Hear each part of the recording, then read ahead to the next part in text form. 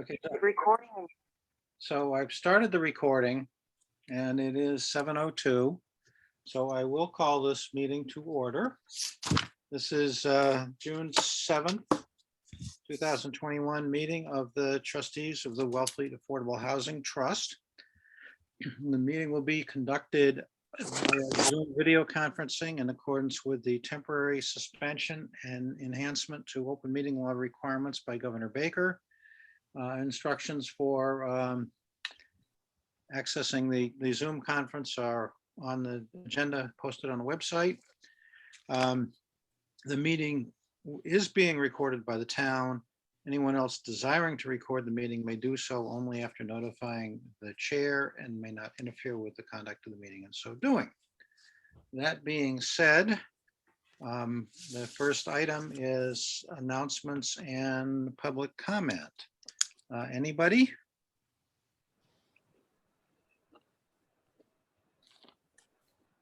Okay, I'm not hearing from anybody. Okay, second item is status reports on housing related activities. I do know that we have a site visit scheduled for potential responders to the 95 Lawrence Road request for proposals on the 11th, I believe.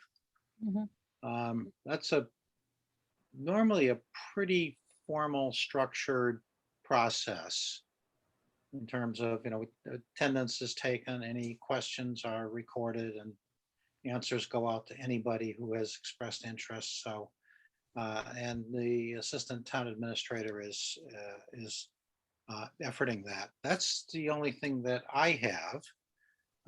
Anybody else? Harry, Yep. in preparation for that site visit, there is a meeting on Wednesday, the 9th at 4 o'clock at the firehouse Oh, to review some of the questions and specifics regarding the Oh, site visit. I did not know that. If you'd like to join us, that would be super. At I the think fire station? Okay. at the fire station at 4 o'clock. I'm assuming we'll walk the property after that, but there are a number of items, including the wells that are on the property and some electrical equipment and connections, and whether those are still in operation or not. And Mr. DeVasto has joined the meeting. Okay, anything else in terms of housing related activities, Elaine? Just a heads up, tomorrow night is the planning board meeting at which they'll presumably conclude their discussion about the ADU bylaw. Right. Anything else? Okay. Yep, just as people were talking about before we started, today we had a successful move to carry out our 7th buy down opportunity. Great. The couple that won our buy down lottery were able to give a winning bid on a modest 3-bedroom year-round house. So we're really happy about that and hope all goes through. We were not sure that would ever happen, but Kathleen and Sarah Pachukas and Amy Marcelia were they were the angels that let us know about it. It was really, really good. And also the town sort of at the last minute did decide to write a Mass Works grant for the wastewater system at 95 Lawrence Road, and Rebecca Slick rounded up a whole bunch of us to help her get that application in, and that was filed on, I think it was due June 5th. And it was filed. Excellent. Mhm. Anything else? Okay. I think that the next item is the Mass Housing Partnership Technical Assistance Grant. Actually, it's Payne Hollow Road. Huh? It's Payne Hollow Road. That's on here somewhere. Where did I put it on the agenda? Number 3. Oh. Where'd this agenda come from? It's on my agenda Oh, anyway. yeah, this is an earlier draft, so we'll just recycle that. Thank you. Okay, does somebody want to tell us about this? Yeah, Gary or I can. I mean, this is the continuing saga of Payne Hollow Road, the 8 wonderful apartments that Ted Malone wants to build there. It's been challenged by abutters, mostly for their concern about their wells, because there's a lot of, they have had wells that have sand and silt and everything. But Ted has been meeting with them, working with them, and had offered to set aside land at Payne Hollow for future wells or water or whatever they needed. But they have instead asked if he could set up an $18,000 escrow account for the purpose of what? Drilling a new well or something, Gary? I can't remember exactly what the escrow would be for. Yes, does it cover the cost of well replacement? Right. And, we'd like to really help this project along, but as Gary and I were talking, is like, can we put, how long would escrow be? Would these funds be held forever? Does it make sense? I guess I've got a couple of comments. The first one is the Housing Trust doesn't have any money yet, so we would be blessing somebody else spending someone else's money. But yeah, typically with escrows, the devil is in the details. You need to try and nail down under exactly what circumstances trigger an obligation to release the escrow funds. For how long are they held? Stuff like that. And I assume, or should I assume, that somebody is watching out for the town's interests if the town is going to be funding the escrow? Yeah, Harry, I'm reluctant without more detail because nothing was suggested in the email we got regarding any close end to this escrow. So I don't know if it's for 1 year or 10 years or what, and what are the conditions of it. So I think that we need more detail. Whether an escrow is a good idea in this particular situation or not, I'll let Ted's attorneys decide, and then he can come. But also, I think this is a cost that he should bear rather than the town, but remains to be seen what the details are on this. Can I also comment that, Harry, Elaine and I had a conversation with the accounting consultant, and she indicated that there were $205,000 in the trust fund, the old trust fund. So, and her hope was to have it resolved before 6:30. Okay, I guess sort of confining the discussion to the escrow, I'm a little uncomfortable blessing an agreement without knowing what's in it. Yeah. And I guess my reaction to this would be this is perhaps premature unless our decision is going to be it's a developer cost. Ted, it's part of your project, not a housing authority cost.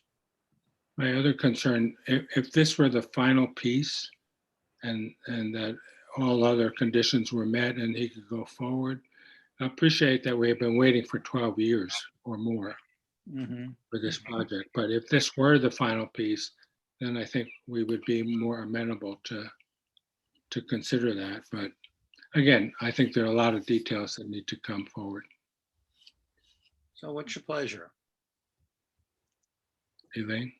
read it back to Ted and I would also just say, I mean, $18,000 is not a lot of money. If we think that that can move a 12-year project forward, I think we should be open to the idea of either soliciting a housing angel to pay for it and put $18,000 in an escrow account on just behalf of this. I'm sure it's not a 1-year thing because they're not going to have a problem with their water that fast. They're going to want to tie that money up for a lengthy period of time. Or potentially we could meet Ted halfway. $9,000 is even less money than $18,000. And I mean, I think that in the spirit of housing being a crisis, we have to be a little more creative and a little more aggressive to try to make our way over hurdles. I agree. This is like 8 units. And it would be a shame to think that it's gonna get held up for another 12 years or 20 years or something for lack of $18,000. So that's the whole point, is if this in fact the last piece in it, I think we would be amenable to that discussion. If it's just another delaying tactic. Sure. well, are we saying that the $209,000 that the accountant says we have is still the Housing Authority's trust fund? Has nothing been done to set up? Not that I'm aware of. I So, don't know whether that's been transferred or not. mhm.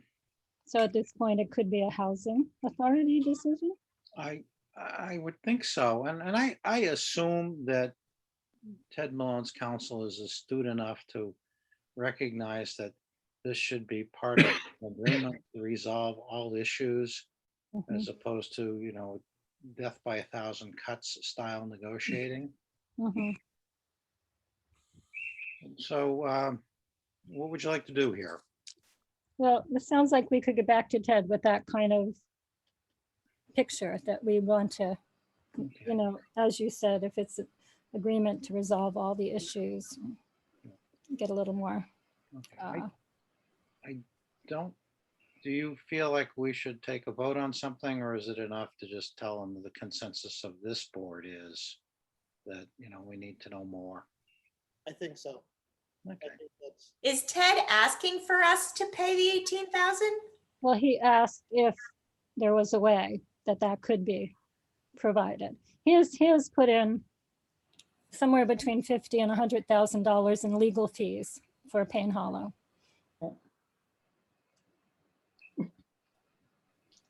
Okay. So we all set with this issue? yeah, I think it's the consensus that we need more information before we could make a recommendation, yes or no.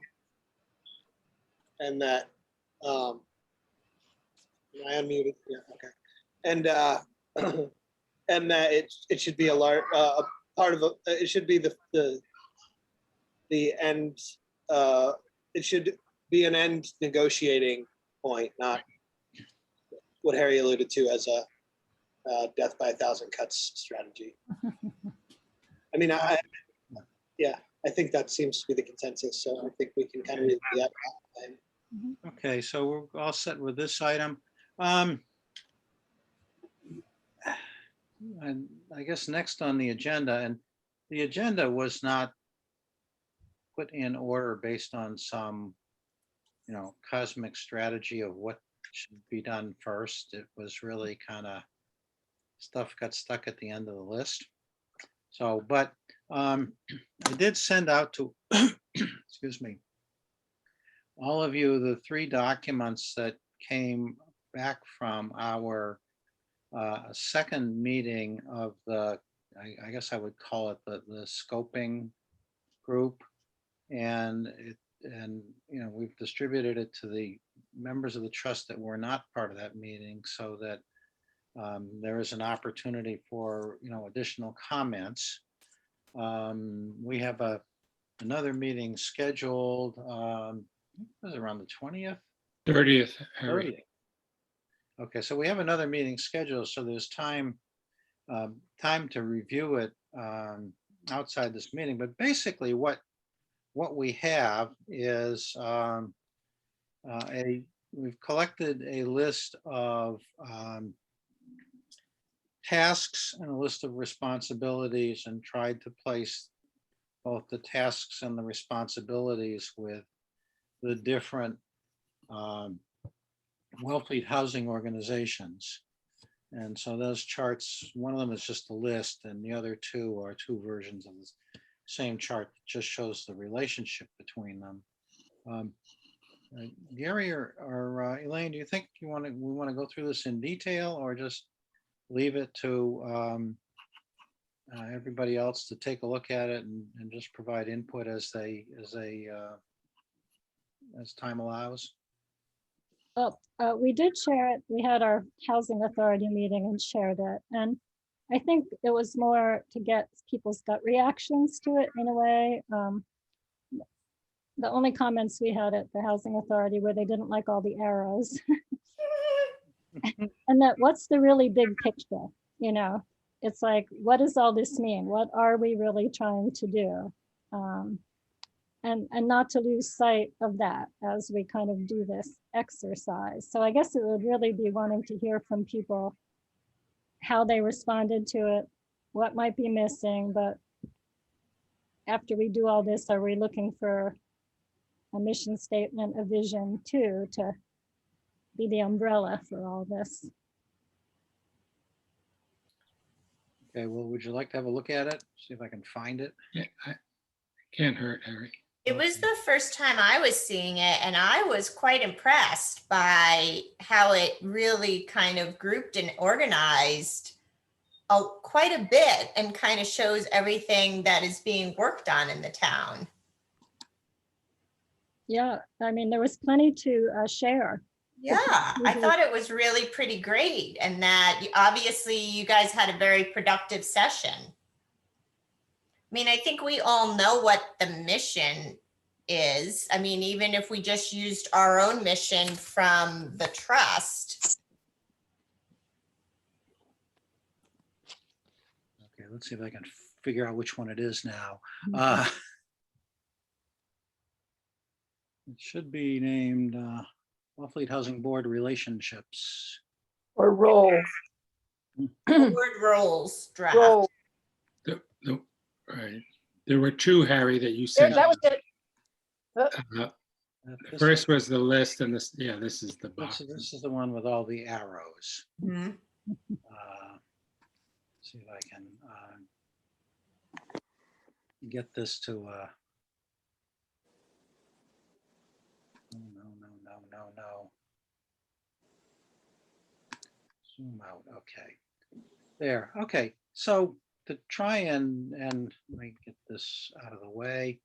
So to try and put this in context, you'll see in maize, I guess it is, yellow, the strategies that were identified, and there were, I think, 14 of them. And some of them appear under more than one board. And then associated with each strategy is a series of tasks. You know, for example, up here under Housing Authority, Strategy 7, provide homeownership opportunities. And under that is assess the viability of the buy down program. And another one is assess the down payment assistance program for any changes. So that's one example of how tasks were related to strategies. And then the red arrows, I think, are suggestive of places where support comes from, like, for example, from the Housing Authority, even if it's for a strategy that the Housing Authority is not primarily responsible for. For example, let's see, we have strategy number 2, develop municipal land and buildings for affordable housing. And there are a series of tasks there. Task 20 is issue an RFP for Freeman Ave, and that goes back to the Housing Authority as supporting that strategy. So that's what the red arrows mean.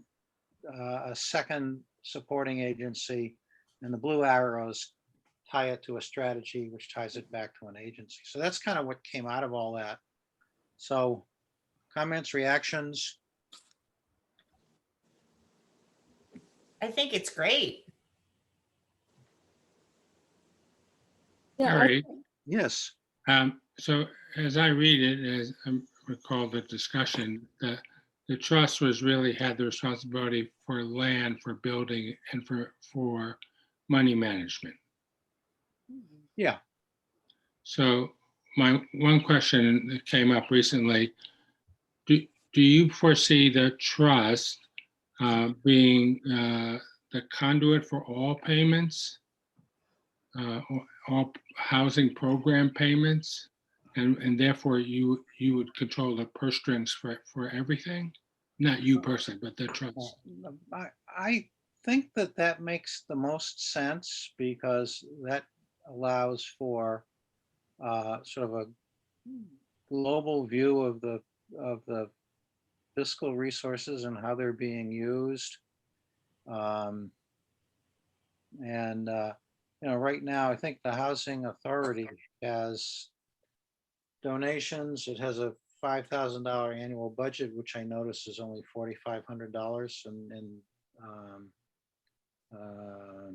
in the warrant for this annual town meeting. It got cut somewhere along the line. uh-huh. Right now you currently control the old housing trust. So if the old housing trust ends up under this trust, then the majority of the housing authority's resources get stripped away. So we kind of have to be the dispersing agent for all those programs. And that's So- sort of consistent with the sort of rough pie in the sky budget we did way back in December. My question is, if that's the case, is that so, after years of attending both Housing Authority and Affordable Housing Partnership meetings, I repeatedly watch the Housing Authority discuss payments like rental assistance and things like that. And so are you saying that the trust would then be having those discussions about rental assistance program, or would the Housing Authority just sort of submit a bill? I think it's the latter. I really don't see that there's a lot to be gained from having two separate bodies discuss the same subject. I agree. Much the same way that, you submit a bill to the accounting office and they put it on a warrant for payment and it gets paid. And, there's not a second policy discussion about paying it. Right. Gary? Harry, there was a suggestion by the accounting consultant to pass all CPC related payments through CPC in addition to some housing authorization. And my initial reaction to that is I'm not sure why, and I think we're adding time and bureaucracy and costs without a lot of value. And traditionally, the CPC money has gone from the CPC directly to the whether it be recreation or housing, or it's the town entity that manages the money. Go ahead, I'm sorry. No, I didn't mean to. Well, no, and the other thing we'll have to think about, Harry, is that we may have to transition the CPA agreements from the Housing Authority to the trust. Yes, I agree. And I did ask Mary Rogers if she had a list of what was ongoing. Mhm. I did get a document from her and a spreadsheet from her. You did or did not? I did. Yeah. I put them aside for the moment because Yeah. I don't have any money, but at some point we need to look at those. Yeah, there's a responsibility for whoever is administering the funds to report back to the CPC and demonstrate that the funds were spent in accordance with the grant. That should be sufficient, it We seems. think so too. And perhaps we need to have a discussion with whoever is ultimately going to be running the accounting office, or because I think one of the things that is supposed to come out of this exercise that they're engaged in right now is a set of policies and procedures so that the office will have a framework for how it's supposed to operate, instead of just hiring another accountant and say, here you go, good luck. So I have another question, which given all the arrows and boxes and things, we have talked about wanting to be nimble, being able to be nimble. So if an opportunity arose, could we jump on it? And like providing we have the funds in the trust. And so if say the Affordable Housing Partnership identifies an opportunity, or some member of that partnership identifies an opportunity and then has to wait for an Affordable Housing Partnership meeting and discuss it with the partnership and then propose it to the trust, but that also waits for another trust meeting. Eventually, that's not very nimble. No, it's not. And, I wonder, that's an important point. And I'm not sure how to address it off the top of my head, but you're right. If we've got to go through open meeting law posting requirements twice and meeting cycles and all that, it can take a long time to respond to these things. Harry, Yes, go ahead. I think there's room to just have some overlap in the sort of charge of our scope of what we do and what the Affordable Housing Partnership does, without sort of being detrimental or stepping on each other's toes. Mm-hmm. So I'm not sure we can't move some of these things also into what we do. As far as strategy things, like, so we have strategy development, municipal land buildings. I guess what exactly are you referring to, Sharon? So we're on the same page as far as. Well, so say an opportunity to purchase a parcel of land or a house that comes on the market and they're willing to offer it up, but they're going to put it on the market in the next week or something. And, so can we move in a week if it's viable? I'm just asking, I'm just pointing out a question. That's kind of up to us, right? As far as, how we define our role, right, Harry? Yeah, it is. I think, if I understand what Sharon is concerned about, it's sort of the out of band type thing where somebody says, oh, I know you're on the Affordable Housing Partnership. There's this property you might want to take a look at. And then does that go to the housing partnership first and then to the trust, or does it go directly to the trust? Is that the kind of thing you're concerned about, Sharon? Because well, yeah, just like, so if someone says to me tomorrow, oh, I have this piece of property, I'm going to put it on the market next week, and it's out of the meeting cycle for the trust. I mean, I know I can propose it to the trust. I'm on the trust, but it's out of that meeting cycle. How nimble can we be? I guess that's just, it's just a question. I think we can be 48 hours nimble, really, as long as we meet the open meeting law. Mm-hmm. We were wanting, if we're the ultimate, if we decide that we want to be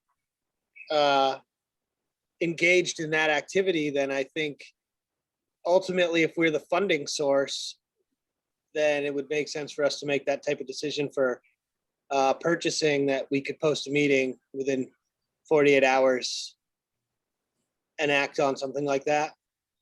Yeah, and we, it's a sort of a fact of, the fact that we are a government entity that, there are some constraints that we just don't have the luxury of saying it's inconvenient to follow them.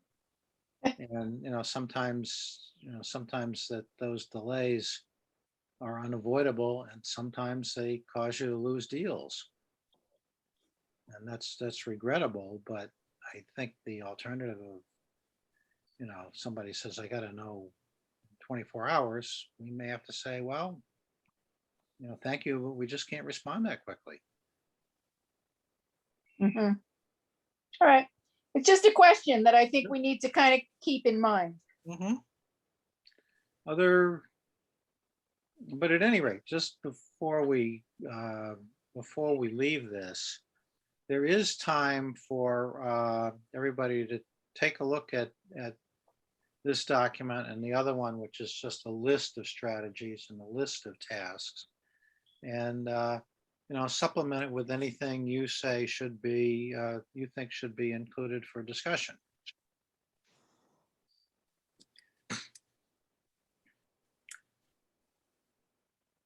So any more on this? Oh, I think it looks good. I haven't had a chance to really look at this till now, but it does make sense to me. How it's laid out. It took me a second to really grasp it, but Yeah. I think sort of relaying things back to the appropriate spots for, strategy and development makes sense. Yeah, I don't have anything else. Okay. Well, next item is annual town meeting warrant. And there are, I think, 9 articles on the annual town meeting warrant that we might be interested in saying something about. And we have, let me close this guy out. Gary, you had sent me a annual town meeting handout. Well, I sent you one that the CPC was proposing.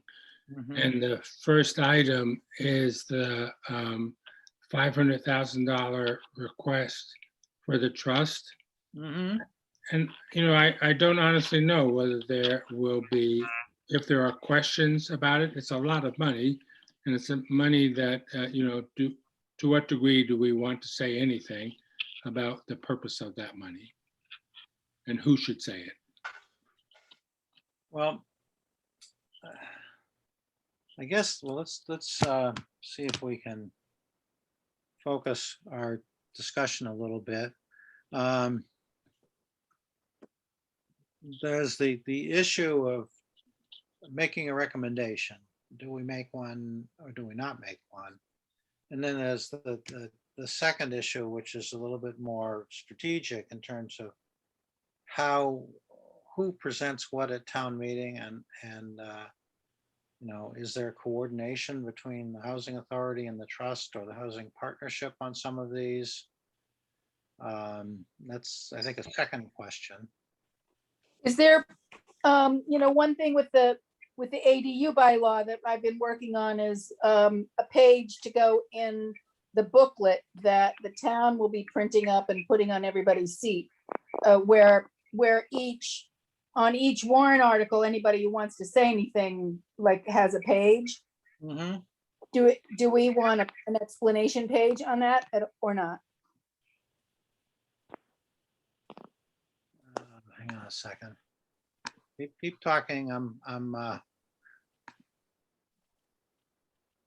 I think, was it Gary or Harry that you said that Dan Silverman is proposing moving all the CPA articles under one vote? Correct. I had an exchange. Some of you may recall the last town meeting, we did the CPA articles as a consent agenda. Mhm. Basically consider them as a group as opposed to individually, which is fine. my concern is of those that are on there. And again, you never know what someone will have questions about.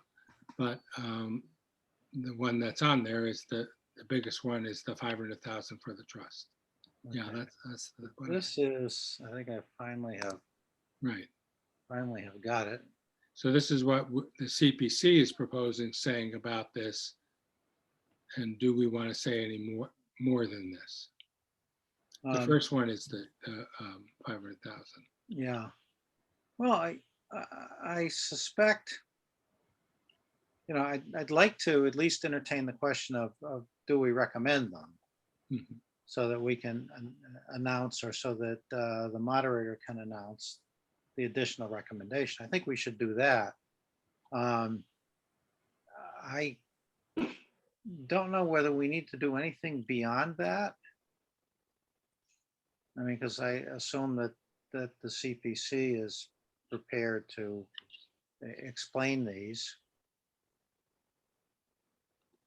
I think for the town of Wellfleet, we should, at least one of our housing groups should have a one-page about the crises and not assume that everybody who comes to town meeting understands why it's so important. Do we have plans for that at any point Yeah. across the groups? Sharon, do you want to talk to that or? There's, on the page that, we have to be really careful because we can't be campaigning. At least that's my understanding. So we have a one page, maybe, we're allowed a one page front and back. And I think we have just a little over one page on the ADU bylaw. And the first paragraph really speaks to the need. But it's not, it isn't an in-depth discussion of the need. We do have more room. We could do that, but that's on that one particular article. So I don't know if. I was actually thinking of the brochure, Kathleen. You want to? The brochure? Yes. Gary, I'm not sure that's going to be ready before town meeting. Hmm. So Darren's going to try, but I don't know, if it's going to happen or not. So to answer your initial question, Kathleen, we have a brochure that we've been working on, which describes the crisis and what people can do. I was hopeful that it would be available to hand out at town meeting. So if that's not the case, then is there something else we should do as an alternative or a fallback? Well, is the brochure's text settled on at this point, or is that still a work in progress? No, that's been handed over to Darren Witherspoon to, for layout. Mm-hmm. And he will take it from there. So, but that's something that would be handed out outside of the fence, I guess. Yeah. We do have the opportunity in this booklet that the town is is printing up for discussion about different things. And I don't know, maybe there's an opportunity for adding more information to that. Well, if you say right now you've got just a little bit more than a page and a little bit, does it make sense to pull a couple paragraphs out of the brochure and just stick them on that one pager that's going in the information booklet? I think that would be great, as long as it's not considered campaigning. As long as it's factual, generally you're okay. Sharon, the handout that you're preparing, is that for the ADU or is that more generally about? Well, it's for the ADU.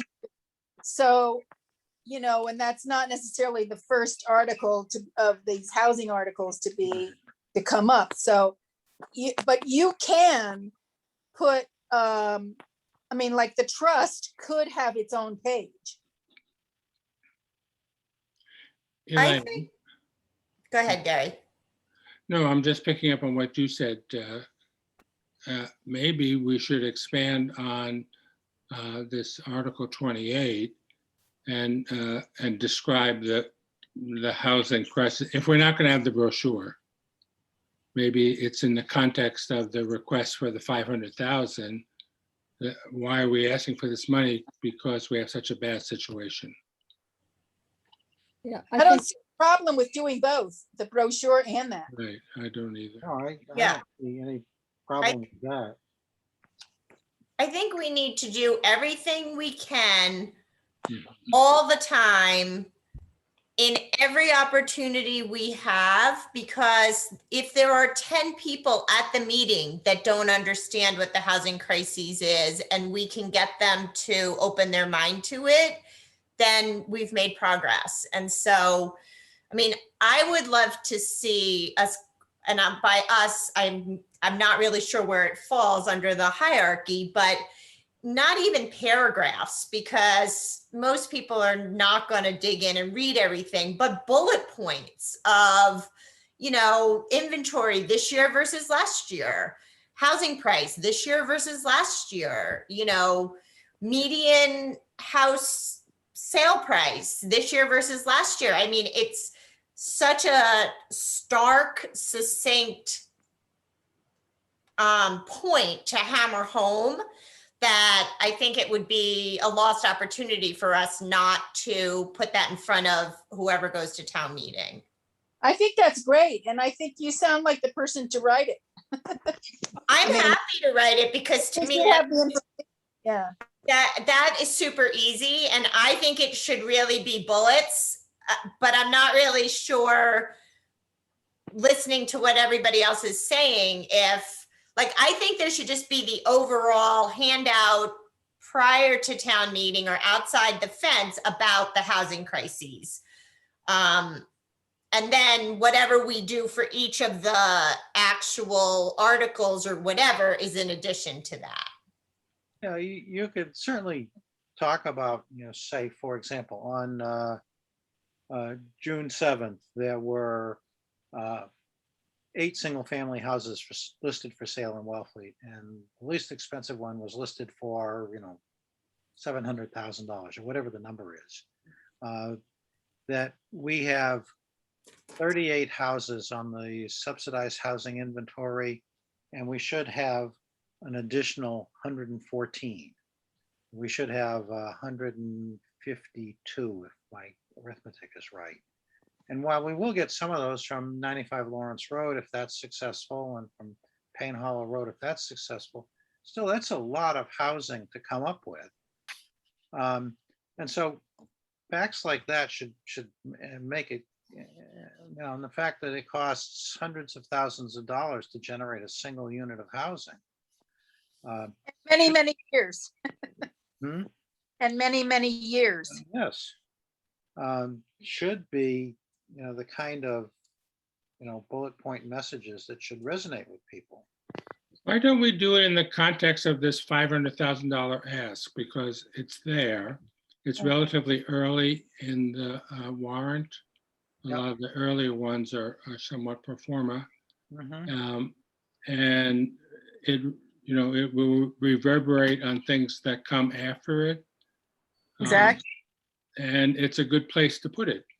So maybe, Sharon, if you send the copy to Kathleen Okay, and Harry for the brochure, which has some of those, and it has some data from the Cape Cod Commission. And if you, Harry, I'll also send the info sheet that Great. Stephanie, okay. Harry, when do we have to have this where? I do not know. Danny had told us, I'm sorry, Sharon, go ahead. I think it's under the same category as things that it has to be to Rebecca Eldridge between the 14th and the 21st. Gary, are you suggesting, I think, can't we just expand this part of this piece of paper? That's And- why I'm suggesting we put it in the Right the right first here. thing. Right, Now, understand that this is a piece not coming from the housing, but coming from CPC, and essentially gives the same amount of space to items that are 7,500 and items that are 500,000. Yeah. And the criticality to the town is not the same either. right. Yeah. But So according I to think Danny, anybody We can. should do a separate piece, I guess is the answer. Yeah, I think a separate piece makes more sense because it Me shows too. the two In places. support, here's a piece from the housing committees in support of Article 28. And why do we need this money, and describe the crisis. Yep. Yep, I'm just afraid if this goes in first and they have to turn the page and see that, they're gonna miss it. I mean, why not? Miss what? yeah. Elaine? I mean, if they're gonna vote all the articles at once and people are looking at, is this the sheet that CPC is considering? I had suggested some amended language, but I guess it didn't get in there. I Well- just want to make sure people see it at the right time. Can't we do both? Yeah, let's do both. Expand this one a little bit. And And then have a separate sheet? The other thing we could do is it's a somewhat dangerous strategy, but we could say we'd like this to be considered separately from the other CPC articles. I wouldn't do that. No. Yeah, and as I say, I'm a little either. reluctant. Yeah, I wouldn't do that either. okay. Okay, let's talk about each of the housing related articles specifically. And since we have this sheet up, Article 28 is the $500,000 proposal for the housing trust. So we should take a vote on whether or not to recommend that. I move to recommend Okay, Article 28. Second, okay. Any discussion? Okay, we're gonna do a roll call vote. So Kathleen, aye. Gary, Aye. Jim Hood, Aye. Elaine, I, Sharon, aye, Mike, Aye. chair votes aye. That's 7 in favor, none opposed. The other one in this group is Article 30, the Cape. No, technically the Veterans Home. It's Oh, a I'm housing sorry. thing. Okay, okay. Are these going to be taken all at once? Is that the idea? Yes. They, Do we move can we Michael, move to recommend all of them? at last town meeting, they were moved as a group. Can we move to recommend all the articles unless someone on the board would like to reserve recommendation on any of them? I'd like to just recommend the housing related ones. right, I mean, Okay. what's typically going to happen is the moderator is going to say, we've got some additional recommendations. Housing Right, Trust right. recommends Article 28 by a 7-0 vote, and then he's going to move on.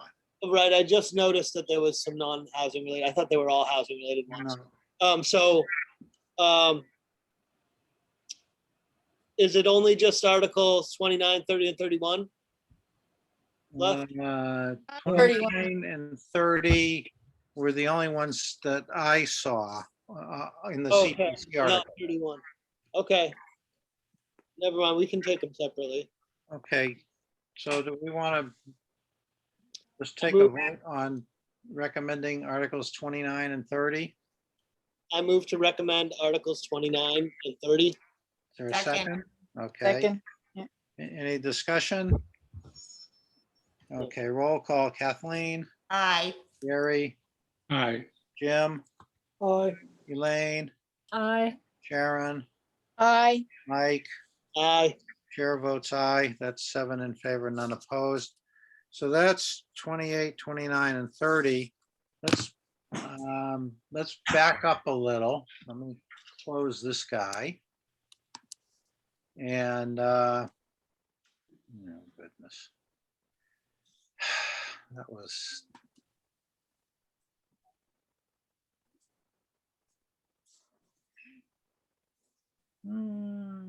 Open the doc, that's where I wanted to go. Let me just pop up the warrant itself.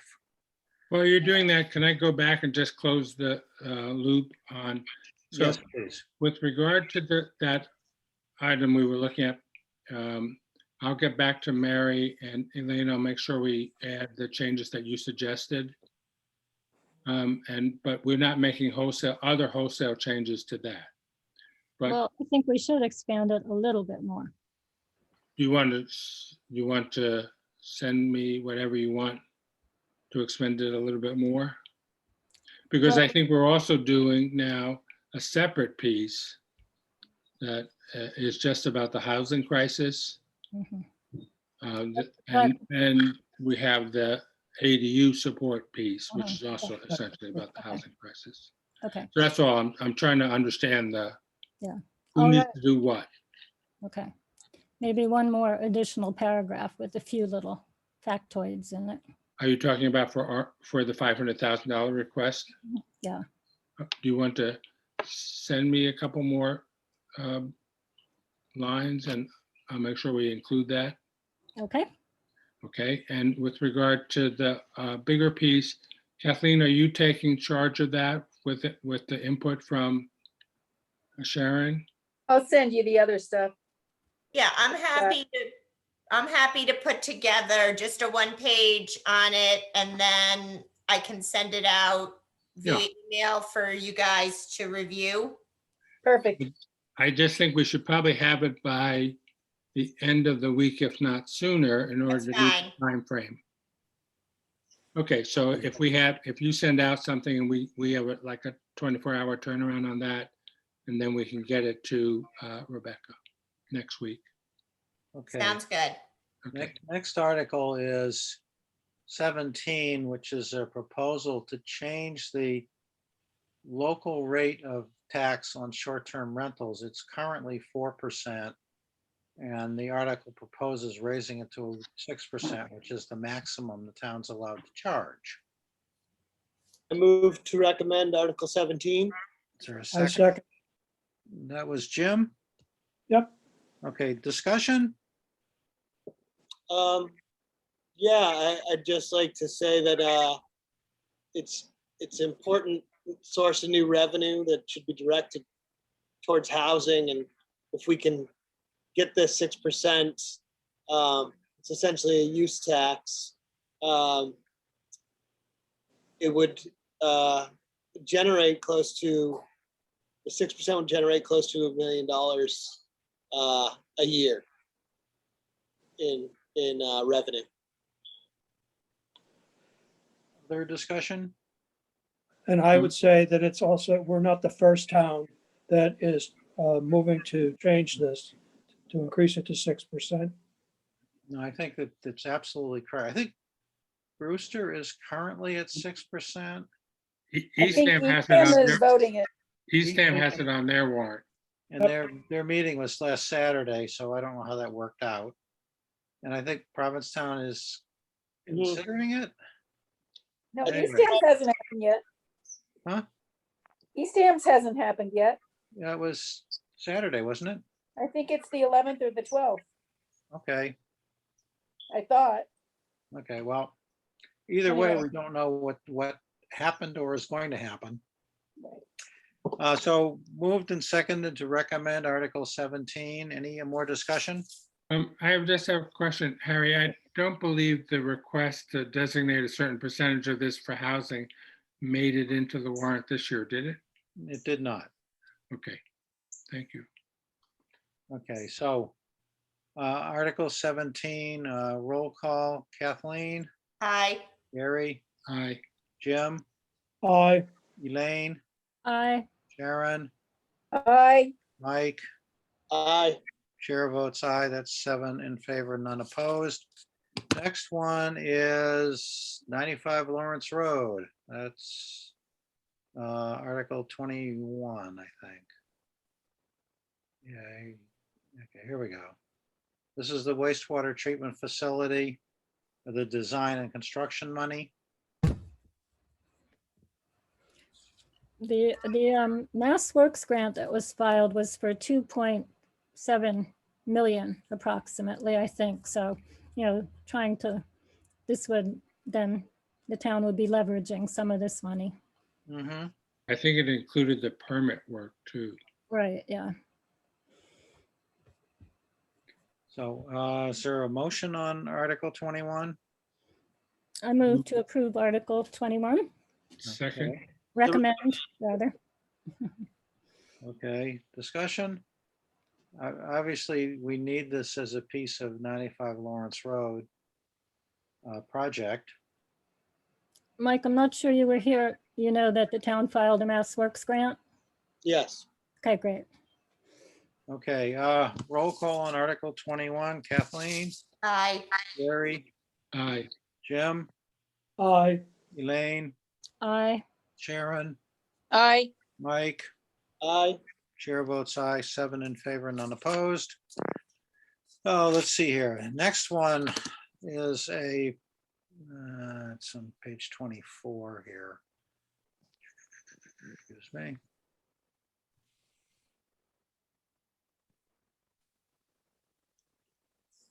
Okay, this is a proposed, well, it's a home rule petition to impose a transfer tax on the sale of real estate. Like the state and county excise taxes that already exist. And this article does provide that a portion of that money goes to housing. Yeah, this is 37. It's a long article. I can't get all of it on the screen. But it is a request for an enactment by the legislature, so it's not self-executing, it's just a request. And it's already been voted on in town meeting in the past, right? I believe so. It might not be in exactly this form, Right. but basically it talks about any transfer. And there was a lot of discussion about what the threshold should be and what the rate should be and so forth. Yeah. But is this something we would like to recommend or weigh in on? I think so. Yeah. So I'll just recap quickly what I believe what we wound up doing was requesting that we could set it at a 20% above the median Yeah, the median home price, and that would float with the median. So any home that sells for 20% above the median would start to kick into a transfer tax. And it would only be on that amount above 20% above the median that the tax would be paid, 1% from the buyer, 1% from the seller.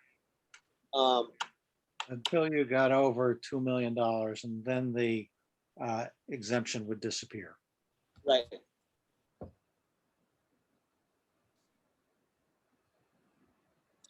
So we ready to, Yep, that's what we landed on after a lengthy discussion that I'm sure Harry remembers. I do recall, yes. So is there a motion on recommending or not recommending Article 37? I move to recommend Article 37. Okay, is there a second? Second. That's Sharon? Yep. Okay. Okay, any discussion? Okay, roll call. Kathleen, Aye. Gary, Aye. Jim, Aye. Elaine, Aye. Sharon, Aye. Mike. Aye. Chair votes aye. That's 7 in favor, none opposed. Let's see. Next is 41. There are only 4 more to go. When I sat down to do this, I didn't realize how many articles on this warrant touched housing in some way. And so it should. Well, it's an important subject. I agree. Okay, we're getting there. Okay, this proposes expanding the existing exemption for owner-occupied residences from the real estate property tax. Can you provide more detail, Mike? Yeah, it's basically an exemption for residential property. So if somebody's, so we have the residential property exemption. This would also apply to people who are renting year round. A property would also get the property tax exemption that a resident would get. So it's sort of an incentive to rent year round and sort of a recognition that people who are renting now are foregoing potential income in order to do so. So I think, you know, I'm not sure how many people would be swayed to rent year round just for the property tax exemption. But, you know, it can only help. Yeah, It's you a know, small carrot, better than none. well, you know, it's interesting. I was asked about the residential real estate tax exemption when I was interviewed in 2012 for the town administrator's job. And my comment was that the problem with the current exemption is that it doesn't address the issue of property that's occupied by a year-round tenant. Because my, based on no data, judgment was that people that are renting housing year-round probably spend a greater percentage of their income for housing and are more in need of relief than people that actually own their home. And so it struck me that it was a nice tool, but that it wasn't really addressing the most critical aspects of the problem. And so I think to the extent this has a chance of doing that, it's a good thing. Yeah, I'm not sure that it addresses that issue that much, depending on how many people decide to rent year round. I don't think it would necessarily impact rental prices, if that, I agree. you It's know, really just an incentive to homeowners to rent year round. yeah. Is the amount of the exemption the same as the residential exemption? Yes. Okay. Yeah, it's the same exemption. We just apply to people who rent the property year round. And it makes sense, right? Because it's the hope is that more people would rent year round because the exemption is fairly substantial. I don't know, depending on, you know, what you own. I think the original the exemption for residential property owners had a different purpose, right? That was to make it affordable or keep it affordable for people who are residents because generally the income is lower here than those who own second homes, generally. So this would have a sort of little bit of a different purpose in a way, I think. You know, I think about when you walk around town and you see homes that really look abandoned. And if there are people that own those homes that don't care about them, but they're hanging on to them, if they could rent them year round, that would be a benefit for them. Yeah, yep. And I think at some point it was discussed, but I don't think it, you know, for whatever reason, we didn't move it forward because there's so much on the agenda as far as, you know, taxation issues and stuff, but some idea that at some point we would, you can increase the amount of the exemption that exists now. We're not at the maximum threshold. And it's been discussed before. So maybe in the future that'll be something that's taken up to increase that exemption. And ultimately, this is a petition to the legislature, so the final legislation, if it happens, will be shaped by the legislature. Right. So it's just an ask. Yep. So how do we feel about this one? Move to recommend article, what article is it, Harry? 41. Article 41. Second, Okay. Any further discussion? Okay, Kathleen, aye. Gary, Aye. Jim, Aye. Elaine, Aye. Sharon, Aye. Mike, Aye. chair votes aye. That's 7 in favor, none opposed. Okay, next one is Article 44. We have already voted on this one. This is the Affordable Housing Trust bylaw. So I think when we, yeah, here we go. I think when we voted on this, one member was absent, so the vote was 6 in favor, 0 opposed. Do we want to revote that now that everybody's here? Yeah, I think I was not here at that meeting. Okay, well, somebody want to make a motion? I move to amend the recommendation for Article 44. Okay, Second, okay. Okay, so the motion is to basically to approve Article 44. Kathleen, aye. Gary, Aye. Jim, Aye. Elaine, Aye. Sharon, Aye. Mike, Aye. chair votes aye, 7 in favor, none opposed. Okay, the last two are the two flavors of the ADU bylaw. Just in case anybody has still at town meeting at this point. Yeah, so let me, obviously my screen is not large enough to hold the They whole are. thing, but Yeah. we've talked about it before. Yep. So Article 45 is the one that was submitted by the select board at the request of the local housing partnership. And its language has been cleaned up to so that at least it looks like a town meeting zoning article. So it's been, rewritten a little bit at the beginning to look more like a town meeting article.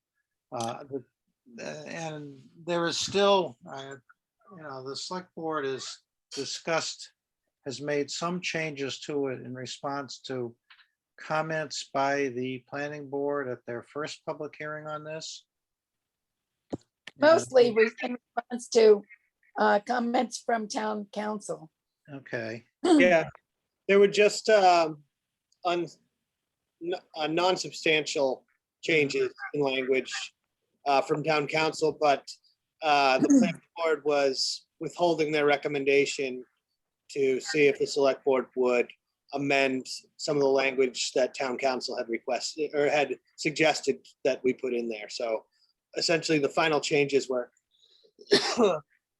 directly from town council recommendations. Mike, I have two questions.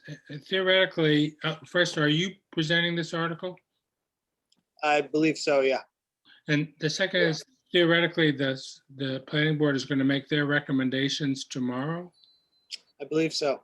And could those still be incorporated into changes in the warrant item? No, they would have to be moved on town meeting floor, and they would have to be unsubstantial in nature, I believe. So So does there have to be amendments? I've Yeah. had discussion with Danny about this very thing. And it's actually working out, even though having the two articles is a little bit confusing to people. If Article 45 doesn't pass, then we have the option to present 46, the petitioned article, with one or two small tweaks, for example, which would be more in a more restrictive direction. Danny says that would be okay. So for example, if 45 doesn't pass, then I would like to talk with various groups to see if there would be a will to present 46 as presented in the warrant, with the exception of, and then go to the section and say, allowing one ADU by right, additional ADUs by special permit. And we can do that on town meeting floor, and Danny said we could. yep, And so then we have another chance. So if 45 is too wide open for people to be able to get their heads around, we can cut it back a little bit and that might work. Okay, Yeah. but. There is some changes in that bylaw and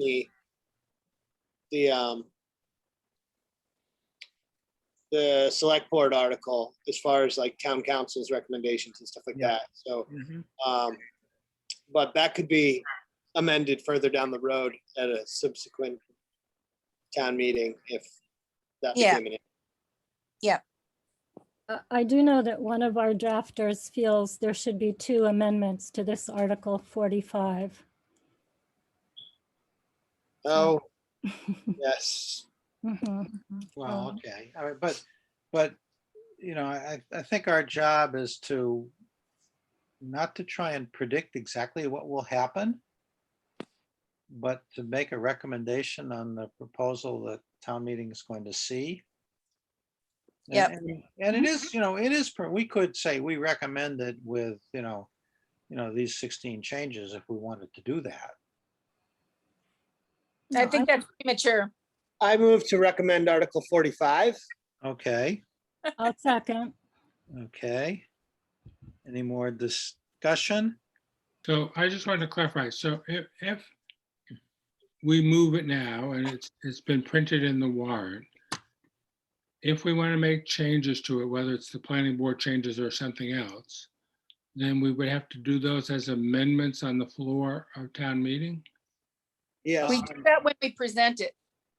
Either of two ways, Gary. Either the article can be moved with the changes already baked in, or the article can be moved the way it's printed in the warrant, and then somebody can offer a separate amendment to say, I amend by changing, these changes.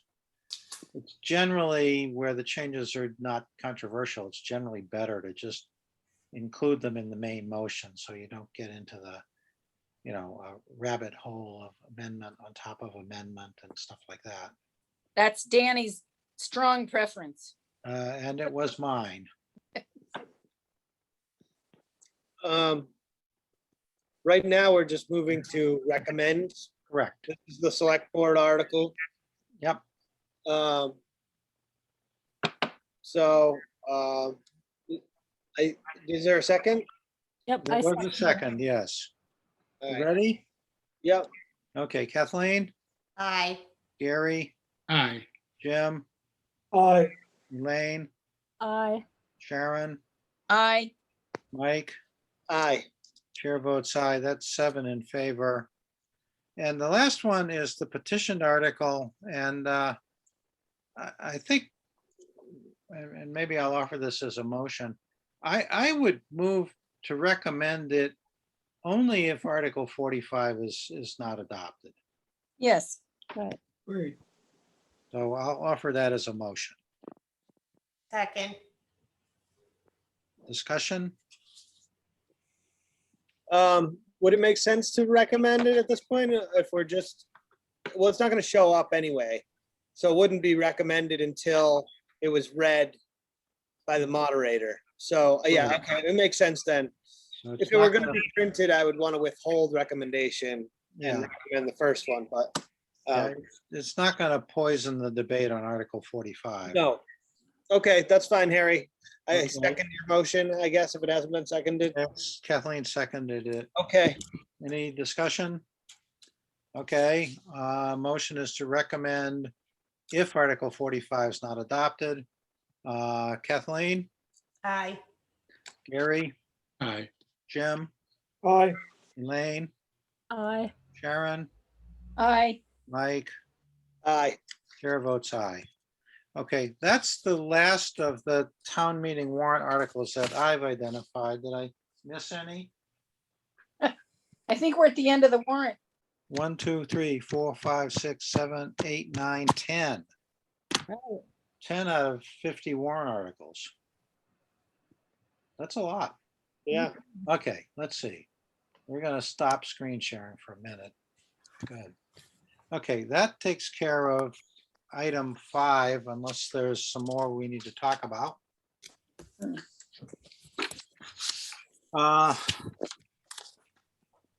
Item 6, overall land acquisition strategy. I wanted to spend just a couple minutes on this because I've been thinking about the discussions that we've been having in executive session about possible real estate activities. And without speaking to the substance of any of those transactions, I do have a little bit of a concern, and that is where our subsidized housing inventory is only 2.5% of, it's only a quarter of what it should be. And while we will make some progress on Payne Hollow Road, hopefully, we will make some progress on 95 Lawrence Road, hopefully. And we've got Freeman Ave, and we've got that thing on Old Long Pond Road. So there is, there is hope for some progress, but still, we need 114 more housing, SHI units, subsidized housing inventory units, to meet our 10% goal. And on top of that, we have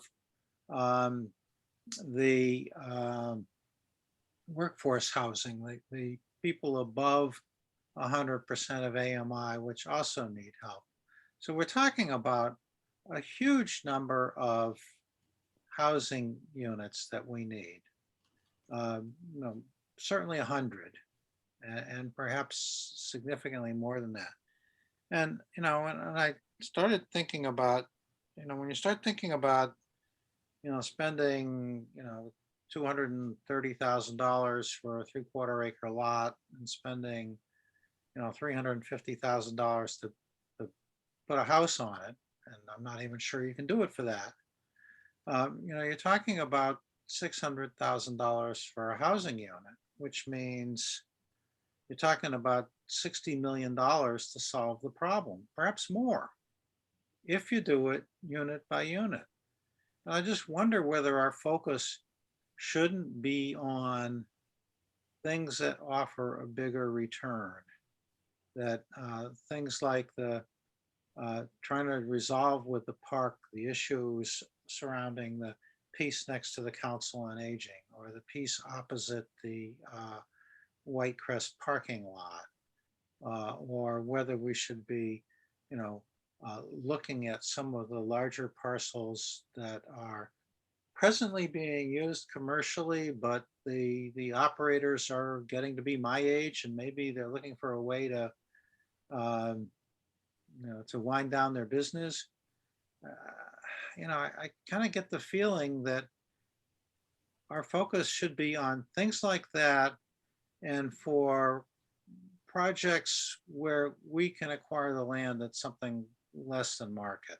I think if we're competing with somebody that wants to pay cash for a lot and build a house on it, we're never going to have enough money to address this. And so I just wonder if the strategy makes sense. And I wanted to have that discussion, and that's why I put this item on the agenda.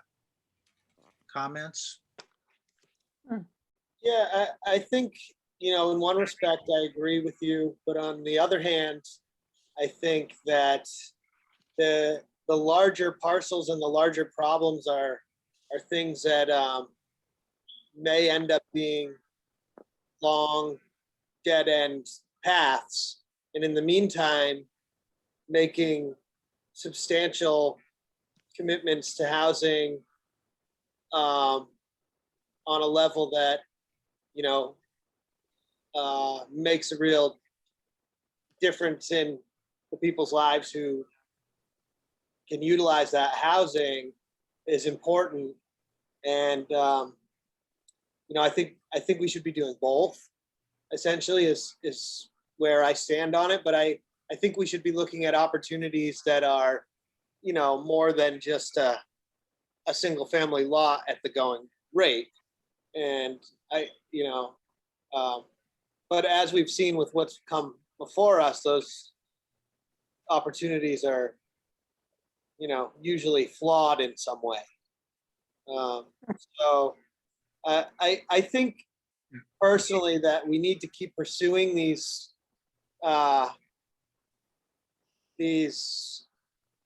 purchases of real property, but you know, at as best a rate as we can get them. And if they are sort of flawed, that, you know, there's some means that a town or a municipality can utilize in those types of properties that may not be available to the general public. So there are some larger parcels in town that we should probably look into pursuing, but I would hate to sort of like kick the can on smaller projects that, you know, can make a difference and chip away at the problem in the meantime. I think that a lot of what you say makes sense, Harry, because with projects like 95 Lawrence Road, or if we got the land, any of that seashore land, those projects then become mostly subsidized by the state and the feds. Like 95 Lawrence is going to be a $21 million project. And maybe the town will end up putting in maybe 2 million if we want to be, you know, good citizens. Laura Shufelt told us that in a project like that, any project like that, they often look for the town to put in between $20,000 to $50,000 per unit to help subsidize it. But with those, we are only talking about rental. But there, you know, there's the low income tax credits that will be 95 Lawrence. There's also a great small scale funding project for units from 8 to 20, which is a great source, and I think could fit really well into our town, but it doesn't address ownership at all. Habitat is it for ownership. And they just told us, Kathleen let us know that Habitat in our town is willing to go up to 60% of AMI instead of 60. Still not workforce housing. 80%, you're right. 80% instead of 60, but so, you know, the bigger strategies are all rental. You know, Harry, my observation is we have talked about the seashore and the other public land, but we really haven't done a lot on it with the other party. And I guess one suggestion I would have is maybe we should form a subcommittee that would actively look at public land, and that could be both state and fed. Some of our neighbors have been successful in getting state land, but state and federal land and large commercial lots. And let's take that assessment first, or not necessarily first, but together with the smaller lots, but let's actually put a focus on it and see what we can find out. I still remain somewhat skeptical that all of the land associated with the landfill cannot be developed for housing, and it's worth relooking at. Yeah, I agree, and I just think that, you know, I'd hate to see us. We've got optimistically $500,000 from the CPC at this town meeting, if that's successful. Right. There's $200,000 in the existing housing trust approximately. Right. That's $700,000. Maybe with donations and stuff, we have $750,000. And I hate to think that you know, we need to reserve some of that to support other housing authority projects and, you know, buy down and all that stuff. If we spend $600,000 on 1 3-bedroom house, we're done. We got nothing left. Yeah. That's not a good economy. Why would we be spending all the money on that house though? I mean, if we buy the land, why wouldn't we RFP it and put that out there? Perhaps we could, Kathleen. I don't know how attractive 1 or 2 houses on 2 lots that are not even next to each other would be to a contractor. If the ADU bylaw passes, I mean, one of the things that Alfred was afraid of, but which I think could be quite charming, is that if you had an acre, you could put 4 ADUs on it. And that's not nothing. No, I agree. You know, and that is something you could get a contractor to go in for. Mhm. rather than just one big house. I think we have to turn over every rock. And I think if we provide housing for one family, that is not insignificant to that one family. And it's not as if by exploring the smaller things, we're ignoring the larger. I Mhm. think we are doing all of it or could be doing all of it. I mean, if we need to focus more attention on some of the things we've said on the side, but for the parcels that we're looking at, it's not like we have so many options of things to buy. I think if we were able to buy one parcel of land and affect and have one more affordable house. I mean, when Habitat builds 2 houses here or builds 1 house here, we're happy to have that for this buy down family that hopefully is going to move into this home. That's one family, 1 house. I mean, I think we can't turn our back on moving 1 house at a time either. I agree. don't think anyone's suggesting it's mutually exclusive. I think Harry's just saying that put a focus, more of a focus on some of the larger parcels. Yeah, for example, I look at the buy down program that gets somebody in an affordable house, and our contribution is what, 175,000, Mhm, yes. which is less than what it would cost us to buy the land and then get somebody else to build on it. Now that's Yeah. really leveraging our money effectively. And maybe, we need to enlarge the amount of money that's committed to buy downs, because if we can, develop an affordable house, create a unit of affordable housing with a $200,000 or $225,000 buy down, Mhm. that's just as effective as buying a lot, even if we can get the house built on it for nothing. So I wanted to have this discussion because I'm just concerned that, one house at a time is a $60 million bridge too far, and progress really kind of slow. So Harry, I don't expect a decision or an elaborate policy statement to come out of this, but I just wanted to at least raise the issue. Harry, Yes.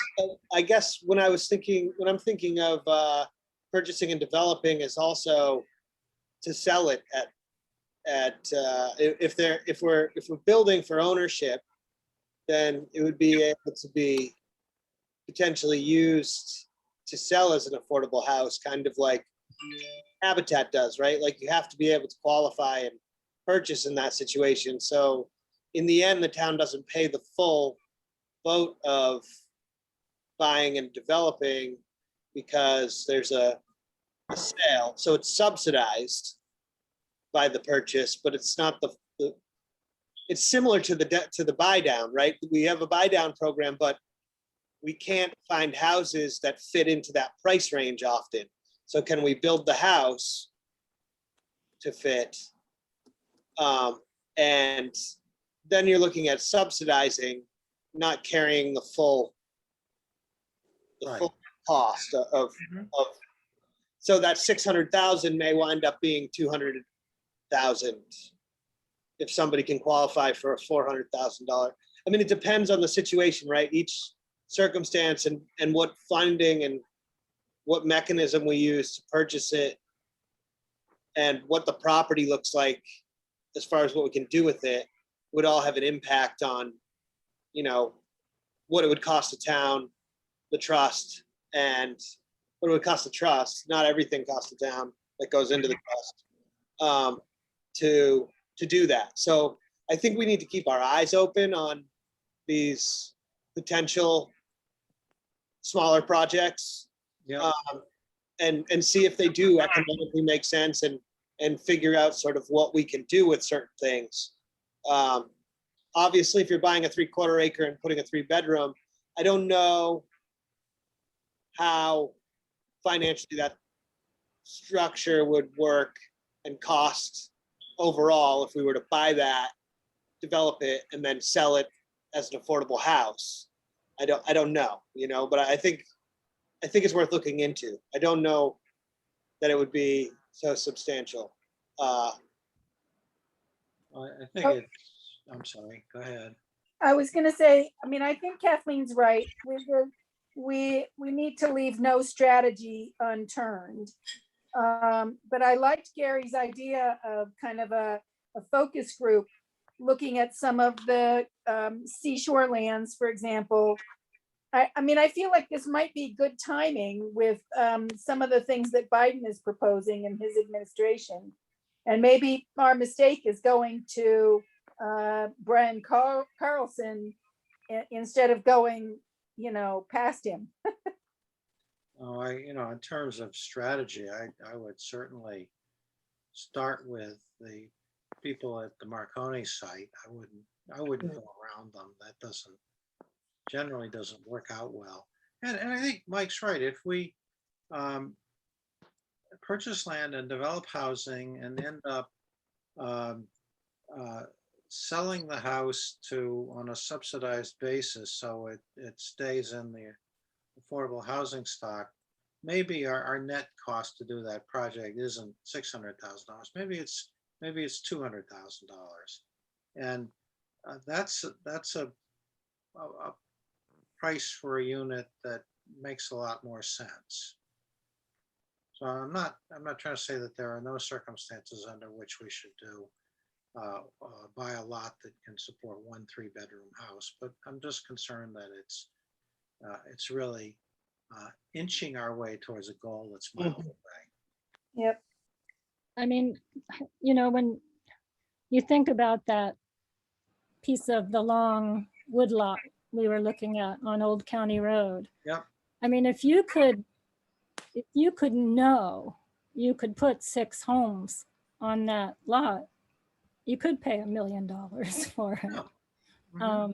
But sometimes finding out whether you can do it or not is a long, hard process. Yeah, and that's certainly, it has been my experience over the years that what we thought 20 years ago was a piece of property that was just too much trouble to work with is now the type of property that you see all the time. I thought 20 years ago the only pieces of property left in Wellfleet to develop were properties that presented all kinds of regulatory challenges, but they still get developed. Harry, as a town body, are we more constrained? We heard a presentation from the Island Housing Trust, which is a community land trust. Yep. And they have a fund called the Make It Happen Fund. Mhm. And they have 6 investors who have invested $2 million. And it allows them to buy property and renovate it and sell it or rent it. And they're able to pay their investors back. And they give 1% interest, but they said in general, the investors never want the 1% back. It seems like this extraordinary thing they have worked out for money. Is that with their municipal board or the No, nonprofit? it's a nonprofit. It's a community land trust. So I don't know if as a town group, we have those kind of potentials to develop that kind of investors. In terms of investing, though, one thing that we should certainly look at, Harry, is the bonding of CPA funds, Mhm. which has a great multiplicity to it. We haven't done it, but other towns have done it. Most recently, Orleans is in the process of doing it, and it is a source potentially of millions, given our good track record and substantial CPA receipts. And we actually have someone who's on the state CPA board who is a part-time resident in Wellfleet who is very knowledgeable about it. Okay. I'd like to make a suggestion on this. This is a big topic. And I'm feeling like we're all over the place with it. And we've got so many options that we can explore. I'd like to spend a meeting just dedicated to discussing this issue. Mhm. Yeah, I think it's an important issue, and I really just kind of wanted to get the discussion started because I think that it relates in a lot of ways to what our mission statement should be, Right? for example. Yep. It's almost like a strategic planning session. We need kind of to focus ourselves as to what's the next steps here, in terms of whether or not we're going to focus on the individual properties or larger properties with multiple housing opportunities. Good I thought. think also a lot kind of hinges on our funding stream and funding source. And Right. right now it's limited, as Harry described. And hopefully that will change with the short-term rental tax revenue. And that would sort of change the way that we as a trust evaluate what we're looking at, you know. And I think Sharon made a great point about that, what's happening with the Biden administration. There may be funds may come available, that we're not aware of right now. Mhm. Okay.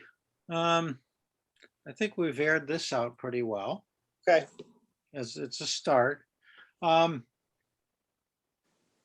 Next meeting date, we have an executive session still ahead of us. So the last two things I have for the open session are next meeting date and minutes of May 3rd.